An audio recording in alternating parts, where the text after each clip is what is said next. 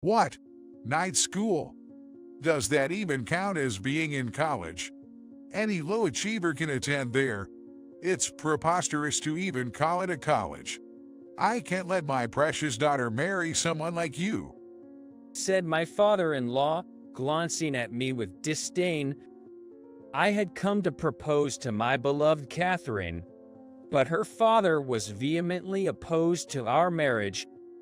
I may be attending a night school, but it's a legitimate college.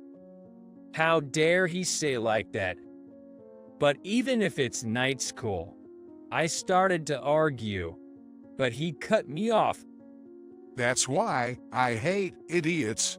Get out of my sight, you loser. He threw a tissue box at me, filled with contempt. Unable to stand it, I stormed out of their house.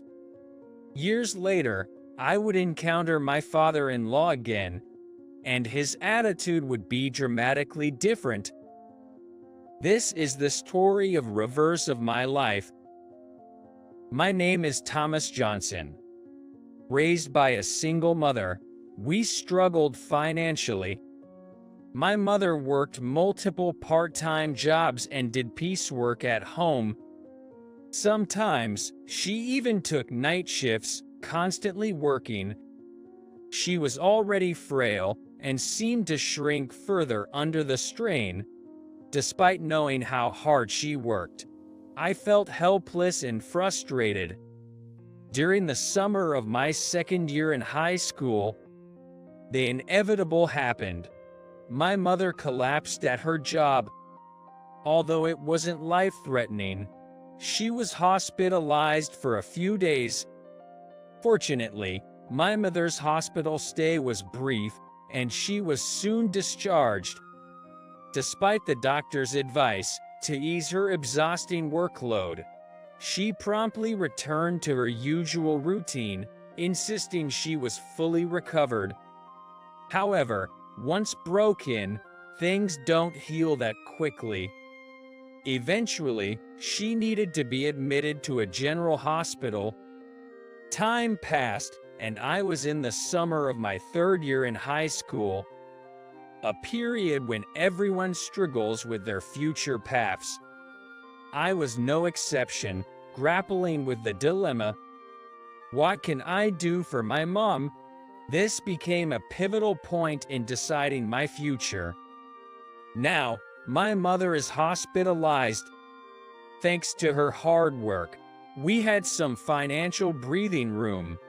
But considering her potential prolonged hospital stay, I thought about working right after graduating high school. Unsure whom to turn to for advice, I confided in my teacher. My teacher listened and then quietly said, Johnson, your desire to help your mother is commendable, but you have impressive academic achievements. I believe you should also consider pursuing college. It will broaden the ways you can help your mother. Plus, there's the option of part-time student. You can work during the day and study at night. It would be a shame to stop your education now. I was surprised by my teacher's advice. At that time, I hadn't known about part-time student. After graduating high school, I was torn between working or continuing to college. I only knew these two options, but attending and part-time student meant I could earn money for my mom's hospital and living expenses while studying. This would expand the ways I could help her in the future. My worries about my path cleared up, and I successfully enrolled in a part-time student the following spring. As a part-time student, I immediately started looking for work. I took any job I could find, from store shifts and night labor to manual work at construction sites. I wasn't picky about the work. I just did whatever seemed possible. At night, I attended college to study. Whenever I had a bit of spare time, I visited my mother at the hospital. Though living near the hospital was helpful, this life meant earning money, but not having enough time with my mother. That worried me. Once, while killing time at the hospital's cafe before visiting my mother, something caught my eye. Reaching for a napkin, I noticed a cute handwritten note in the holder. Cafe staff needed inside the hospital. Work surrounded by beautiful views and the aroma of coffee. It struck me. That was it. A way to earn money while spending more time with my mother. I might not be a doctor, but I could work in the hospital's cafe. Always close to my mother, close to home. Plus, it would save on travel expenses. I approached the counter. "Excuse me, I'm interested in working here," I said to an employee named Catherine. She smiled warmly. Thank you. We look forward to working with you. "Yes, thank you. I'm looking forward to it too." Soon after, I began working at the cafe with Catherine Smith.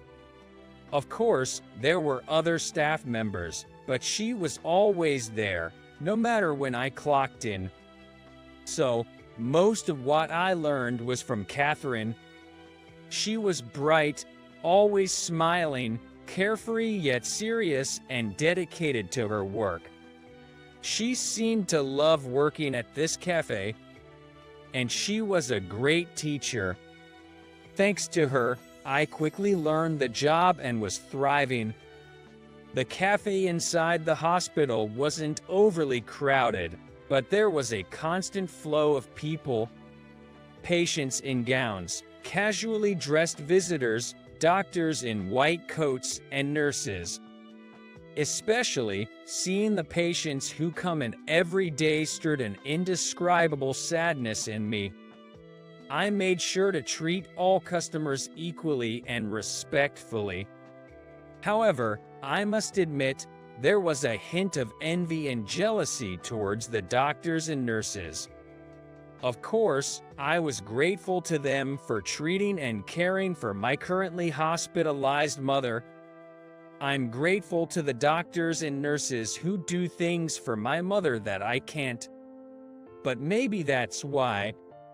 Somehow, I felt they lived in a different world than me. Gratitude and jealousy, is it? My feelings were complex. Johnson, I'm stepping out for a bit. Can you keep an eye on the shop? Call me if anything comes up. Yeah, sure, I got it. After working for a while, Catherine and I, being close in age, had grown quite friendly and could talk openly. She really is a thoughtful, wonderful person.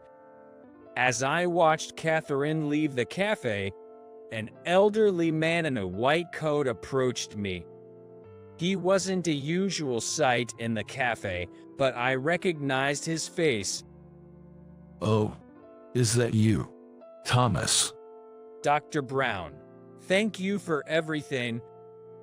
"Ah, so it is you. Sorry for not being around lately. How old are you now?"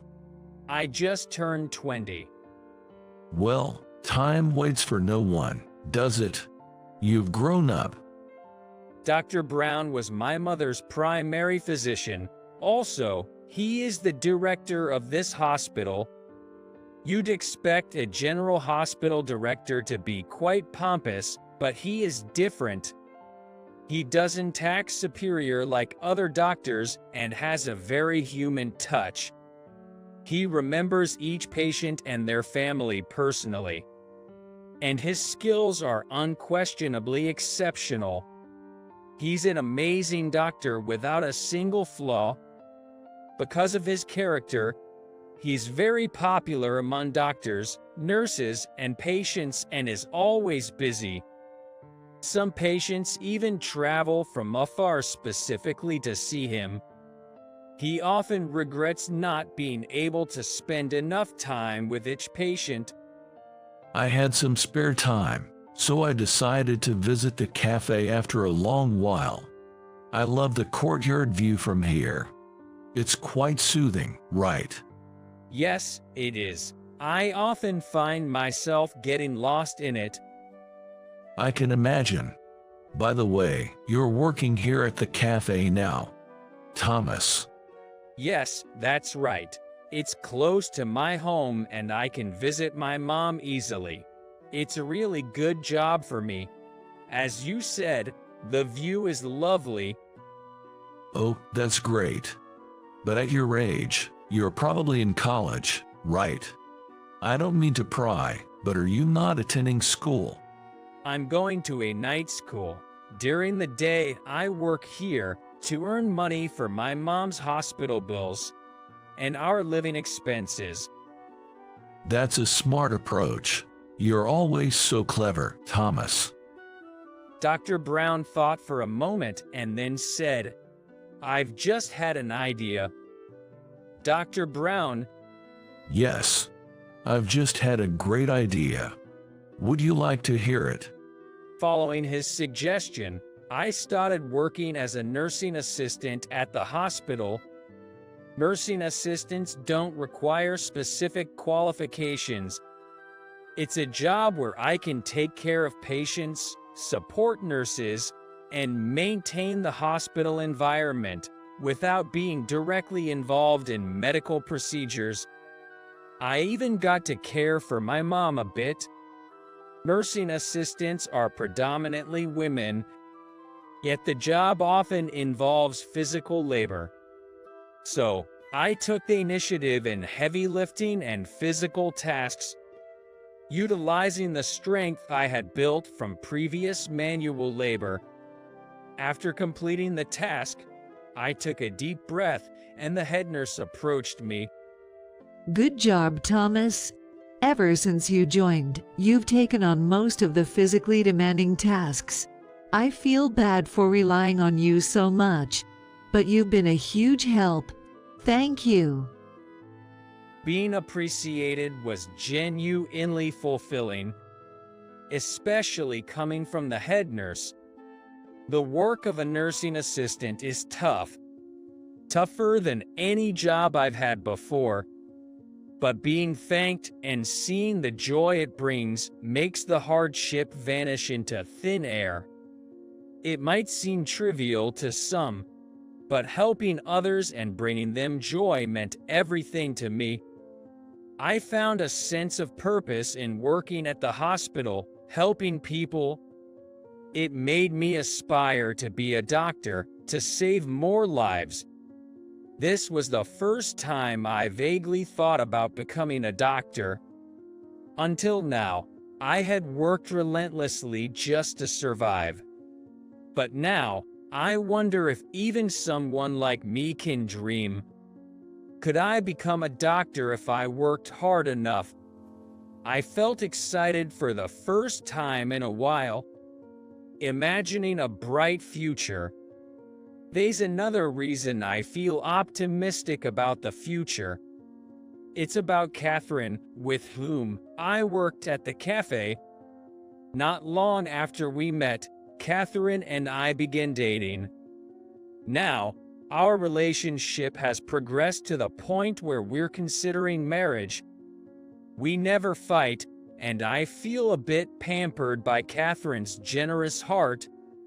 She understands my circumstances and continues to support and stand by me, even now as a nursing assistant. We were truly happy.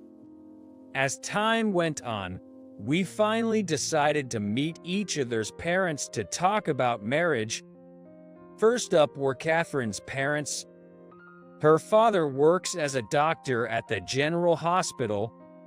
It makes sense now why Catherine was working at the hospital's cafe. Perhaps her parents wanted her to work somewhere under their watchful eyes, cherishing her as their precious daughter. But I haven't actually met Catherine's father yet. However, hearing from the head nurse and that stern doctor that Dr. Smith is quite intimidating and often seen scolding people made me a bit nervous about meeting him. Moreover, Catherine is an only child. I doubted that her parents would easily agree to let their treasured daughter marry just like that.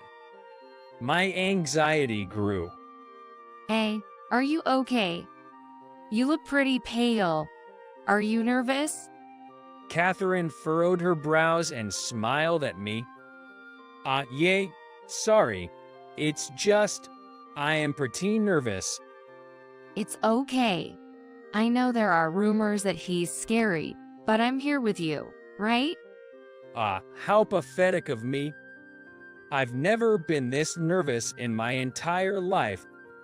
We slowly made our way to Catherine's house. Here we are. Catherine suddenly stopped. I looked around, and there was a mansion just like out of a painting. Wow, this is incredible. Don't worry. Come on in. Guided by Catherine, I entered through the grand entrance where her parents were waiting.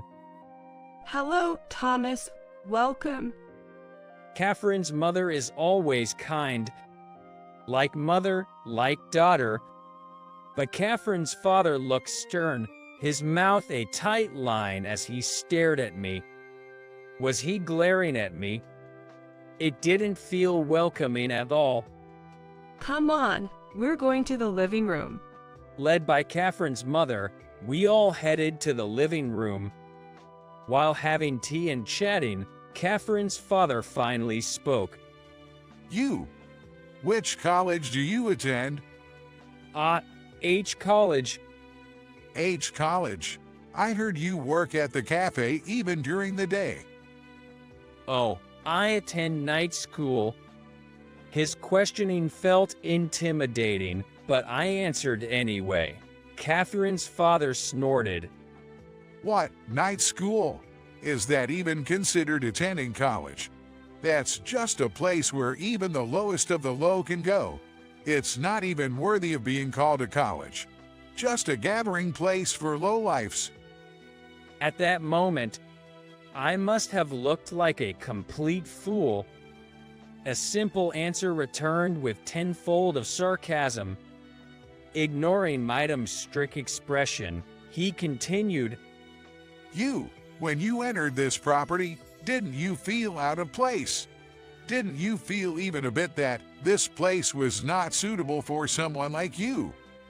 Catherine and her mother looked a bit concerned from the corner of my eye. Well, working together is fine. Being friends is fine too. But when it comes to marrying my daughter, it's a different matter. I can see a lowly night school student like you making Catherine happy. Leave now. I gathered my courage and spoke to Catherine's father. I don't believe I can make Catherine happy as I am now, but I aim to become a doctor in the future. So, please, when I mentioned my dream of becoming a doctor, Catherine's father raised his voice. How naive you are. You say you aim to be a doctor. Being a doctor is not something just anyone can become. What do you need? A sharp mind and money. Both are essential. But what about you now? Night school, wasn't it? What can you learn there? You think you can become a doctor just by watching others work. Even with all the studying, you won't even make it into medical school with a brain like yours. We live in different worlds. The path to becoming a doctor is even more difficult after getting into medical school. You, who can't even reach the starting line, aspire to be a doctor. I don't want to see your face. Get out. As he said that, he threw a tissue box at my face. I couldn't stand it anymore. Holding back tears that threatened to spill, I ran out of the house. Thomas, wait, please. I heard Catherine's voice as I ran. Her voice grew closer, and she grabbed my arm. Thomas, Seeing Catherine breathless and looking at me, my tears finally flowed. I'm so sorry for my father's rudeness. I know, sorry isn't enough, but Catherine, on the verge of tears herself, apologizing to me sincerely. The only thing I could say to her was, "Catherine, look up, no more apologies." Sure, I was shocked by your father's words, but I understand what he meant. You are their precious only daughter. It's no wonder they can't easily accept someone like me from just anywhere. That's okay, because your happiness is my happiness. I was ready to let go of Catherine. It was painful, but inevitable. However, I was determined to do whatever I could. I wouldn't give up any further. Time passed, and 20 years later, I'm now in a lab coat in a general hospital. The facilities here are great. Having a bit of free time, I was chatting with Dr. Brown. Then, from a distance, a familiar voice reached my ears. Oh hey, Director. Hello there. The voice approached. At first, I couldn't remember, but when I saw the face clearly, it clicked. Oh, it's you, Dr. Smith. How have you been? It's been a while since we last talked. Smith, Catherine's father. There I was, next to Dr. Brown, and opposite us was Catherine's father. He seemed oblivious to my presence, chatting with Dr. Brown, and finally glanced my way. Oh, you are, the guy who went to night school, right? I remember you. You gave us quite a show back then. I vaguely remember those days. I thought of saying something like, "You haven't changed at all," but he continued, dripping with sarcasm. Well, and that lab coat. What's wrong? Poor and sick now. You should seek divine intervention. That's when Dr. Brown sighed heavily and addressed Catherine's father. Dr. Smith, I'm dismayed to hear that. You should be seeking help from him, right here. Thomas Johnson will be your savior. Catherine's father, confused, paused, and then started laughing. Director, that's a poor joke. How could any disaster lead me to seek help from him? Listen, as the director of this hospital, I'm dead serious. Your surgeon is this man right here, Thomas Johnson. He is the one who will cure your illness. What? It was unbelievable. It seemed as if a miracle had occurred, judging by the look on Catherine's father's face. The story goes back a few days. When Catherine's father had a checkup, something was found. Further detailed examinations revealed a disease. He had no symptoms, but it couldn't be ignored. If left untreated, it would certainly lead to death. Surgery was necessary for this difficult disease. There were many skilled doctors at this hospital, but who could ensure a successful surgery? Who would take on this crucial task? And Dr. Brown shows me. Director, this is absolutely preposterous. Is he not sick? How can someone ill treat someone's illness? Besides, he has no education. First and foremost, without a medical license, he can't perform surgery. Dr. Brown, speechless with disbelief, couldn't muster a response. I decided to speak up for my own honor. Dr. Smith, with all due respect, I am not ill. I'm wearing this examination gown for a checkup. I've returned to this country after a long time, and the director recommended I get checked. Also, I genuinely hold a medical license. Back when I was working as a nursing assistant, Dr. Brown caught me secretly watching the doctor's work. He approached me about it. At that moment, I confessed my aspiration to become a doctor. He listened attentively, nodding along. He recognized my dedication and passion for medicine and agreed to support my medical education financially. I questioned him about his willingness to fund a stranger like me. "I'm grateful for your offer, but why would you do this to someone like me, like a stranger?" Well, Thomas, that's a sad thing to say. You are not a stranger to me. First, you're the child of a patient dear to me, and an important part of our hospital family. You have a very dedicated heart. And with your sharp mind, you understand the mission you've been given. You want to help people like your mother, to make many happy, right? I see a younger version of myself in you. That's why I think it's natural for me to want to help you. This is an investment in the future for me. I was indeed fortunate to be surrounded by such people. Relying on his words, I studied hard to get transferred to medical school. The other doctors assisted me, and Dr. Brown himself taught me whenever he could. I knew it wouldn't be easy. I had to repeat a year, but eventually managed to get into medical school. Once in, everything went smoothly, and I successfully obtained my medical license. Catherine's father listened to my story, but still seemed skeptical, frowning in disbelief. Well, he was the one who had said those things back then. It's no surprise he wouldn't believe it. It's hard to believe, even if we assume you have a medical license. My illness isn't something just anyone can treat. It's not a common disease.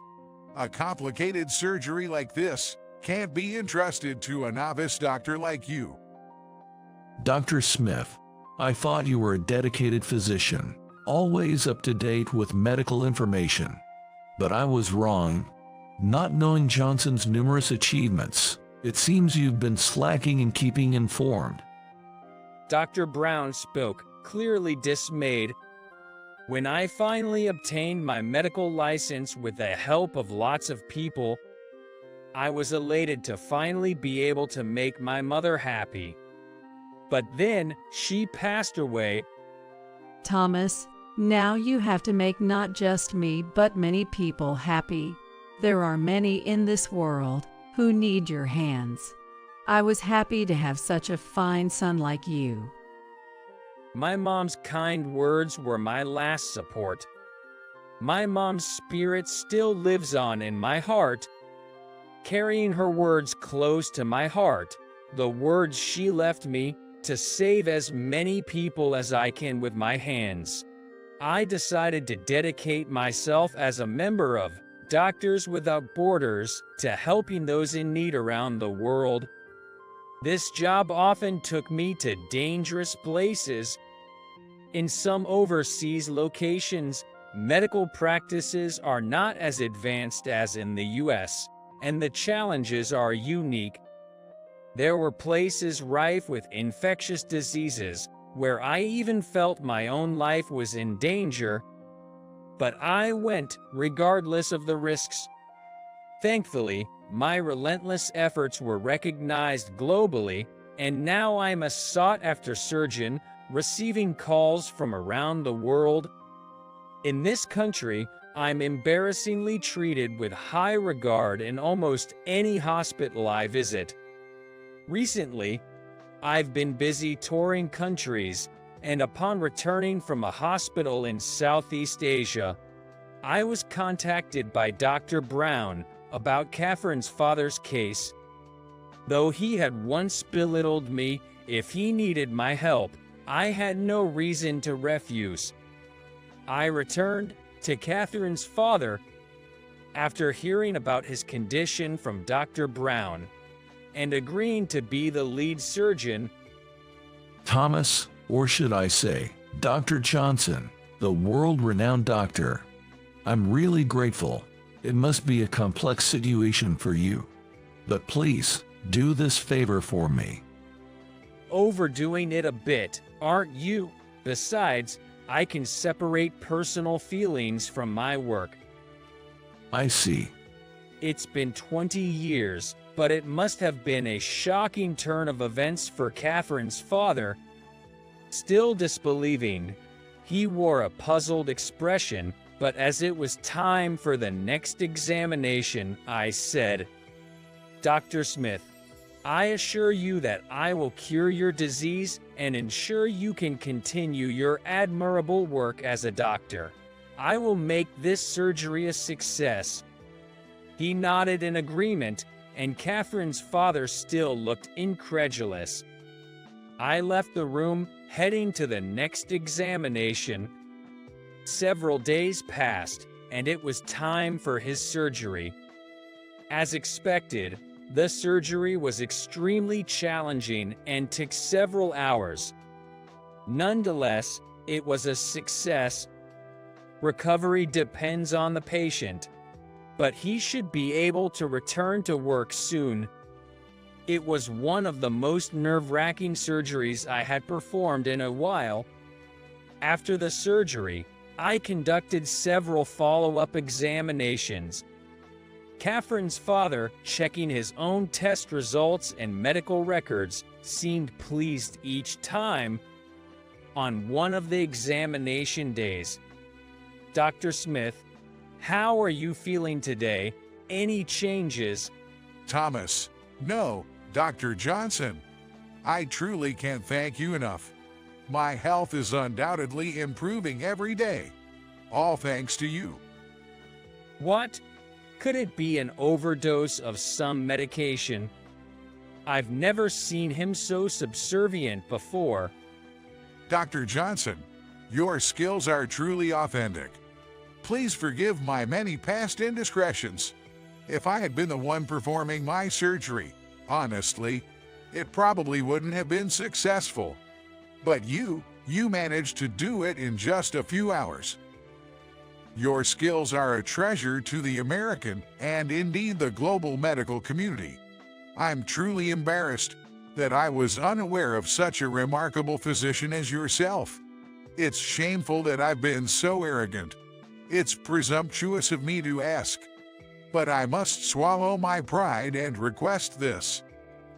Please, once I'm able to come back again, could I possibly learn directly from you, Dr. Johnson? I'd be grateful to gain from your skills and knowledge. Dr. Smith, you're being too kind. I separate my professional life from my personal life, so please don't worry. I'm still learning myself. Someone with your extensive experience as a doctor would have already mastered all the techniques and knowledge I know. For now, please don't think too much and just rest. Maintaining the professional demeanor of a doctor with a patient, trying not to add any psychological stress, I left the room after making sure everything was all right. It's funny, though, how people can completely change their attitude. But I had to refocus and went to see my next patient. His condition remained stable, and he would likely be discharged soon. Once again, he would return to his role as a doctor, continuing to save many patients. With a bit of spare time, I decided to visit the cafe where I used to work. Welcome. A young man about the age I was back then greeted me. He, too, was gazing out the window at the view. Yes, this view is still as calming as it was. I get it, young man. Despite the busyness of my life, the view remained unchanged, still offering solace. Then I heard a familiar voice from afar. Is that you, Thomas? It was Catherine. People change over 20 years, but some semblances remain. Catherine, You haven't changed a bit. It's been a long time. Fancy meeting here again. It reminds me of when we first met. Yeah, it's been decades. Are you here to visit your father? Yeah, I have some time before visiting ours. So I thought I'd stop by. And then to meet the man who saved my father's life, Thomas. No, Dr. Johnson. I've heard about your work. You've been saving lives all over the world. And then, in a roundabout way, you saved my father's life too. I can't thank you enough. Really, thank you. Catherine excitedly grasped my hand. Surprised, I looked down at our joined hands and noticed something sparkling on her left ring finger. A ring. Of course. 20 years is a long time. A woman like Catherine would have had many suitors. It's sad, but if I said it didn't hurt, I'd be lying. I found myself staring at Catherine's wedding ring for quite some time. Then Catherine spoke up. Oh, this. I got married a few years ago. Thomas. I'm really sorry about that time. I was genuinely happy with you, spending those days together. I was serious about marrying you. But then, the day you came to visit my home, I think I hurt you beyond imagination. I've always felt a pang of guilt about it. I wanted to apologize, but I didn't have the courage. I don't think saying sorry now changes anything, but I've been wanting to say it for so long. I'm truly sorry. So Catherine had been blaming herself all these years, maybe even for decades. Catherine, you haven't done anything wrong since then, so don't worry about it. In fact, thanks to your father going so far as to say what he did, it kind of lit a fire under me. His words made me work harder to get to where I am now. Thomas, you haven't changed. You're still so kind. It's not true that I wasn't bothered by it. Somewhere in my heart, I thought that if I became a respectable doctor, I could start over with Catherine, maybe even gain her father's approval. But as I got busy with my medical career, those feelings faded, and I focused purely on wanting to help as many people as possible. So this reunion, being able to talk with Catherine again, feels like closure. Anyway, it's the visiting time, right? Your father was looking forward to seeing you after a long time. Oh, right. I have to go. Thank you for getting along with my father. I'll hear more about your accomplishments from him later. See you. I watched Catherine leave and then turned my gaze back to the scenery outside the window. Mom, are you watching? Despite everything, I'm living a happy life. I sometimes wonder what it would be like if Mom were here. In my life, there have been many obstacles. There were many difficulties. There were headwinds, too. But no matter how tough the road, if you keep your core and keep running, a path will surely open up. As a doctor, I want to save lives. But I also want to pass on this belief. It might save someone's heart, too. For the joy of many, I continue my consultations